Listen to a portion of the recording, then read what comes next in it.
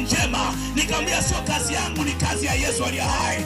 Ninamtangaza Yesu anayeweza. Sasa ukifikiria yule ndugu amepata ajali, ajali zingine ni za mchongo. Angalia ajali iliyotokea, wamemkosa kumuua kwenye ajali, wakasema sasa tutamuua akiwa pale kitandani. Lakini kama jinsi alivyomwema, nilikutangazia ile siku ambayo nilihubiri kwa habari ya yule mama mjane, wanaelekea kwenye mlango wa 9. Watu walimsema kafikiri mabaya yamempata, lakini akaisikia injili ya Yesu, na Yesu aliye hai akamfufua mtoto wake. Na ndicho kitu ambacho Mungu amekitenda kwa mume wake, na mume wake Mungu amemgusa na Mungu amemtendea, na ninategemea muujiza mkubwa sana. Yaani nategemea speed recovery, atatoka haraka kwa sababu Yesu aliye hai amehusika kwenye maisha yake. Na mimi nakutangazia wewe uliye mzima, hebu mkubali Yesu kwenye moyo wako. Kabla majanga hajakupata, sema ndio kwa Yesu. Kabla shida hazijakupata, sema ndio kwa Yesu.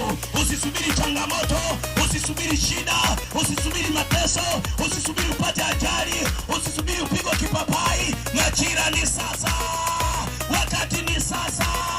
Yesu anakuita.